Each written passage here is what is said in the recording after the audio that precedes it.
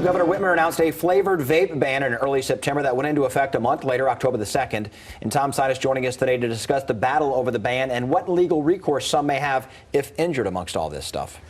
Boy, Derek, it seems like every time we turn on the news, we're hearing something about vaping. Yeah. And about people being hurt. Illnesses, whatever. About legal action. So let's start first with the vaping ban. Okay. As you referenced, the governor announced this vaping ban on flavored vaping products. Okay.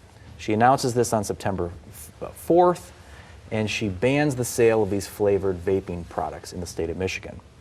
Well, the industry, of course, wasn't too pleased about that, so they went to court, and they went to the special court where you're trying to sue the state. It's called the Court of Claims, and they won what's called a preliminary injunction, which means a temporary order that says, no, the ban can't go into effect right away. Okay. All right, so right now the ban is on a pause, meaning there isn't a ban right now. Along the way, the legislature gets involved, and we have a bill pending now in the legislature that would prevent the Department of Health and Human Services from issuing these kind of bans in the future. So you really have all three branches of government, Wow. executive, the judiciary, and the legislative branch, all involved in this vaping crisis. Wow. And where it's all going to shake out, I don't know, in terms of what can and can't be sold in the state. Along the way, what are we hearing? We're hearing all these horrible stories of people who have very serious respiratory injuries as a result of vaping. Sure. And that sort of begs the question of, well, do vaping victims have legal rights of their own? And the general answer is yes, but the more complicated one in this particular case is, okay, but against whom? The CDC has been studying this problem, and I think everyone has been quite perplexed in figuring out how it is that these people were injured.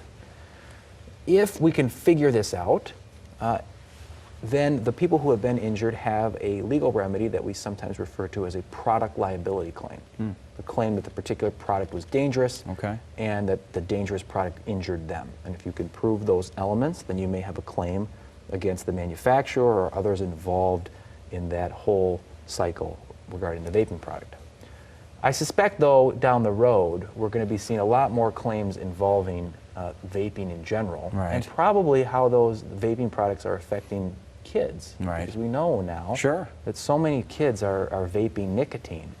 And if the old tobacco litigation from the 1990s is any reference point, I suspect that we will see some type of lawsuits against the vaping industry regarding the way that these particular products were marketed. Sure, no doubt. And that's really what ended up being the way that the big tobacco litigation in the 90s resolved, and I won't be surprised if you see that in the future here. Interesting stuff. We shall see. Tom, where do people track it down? You can find us online at www.sinusdramus.com.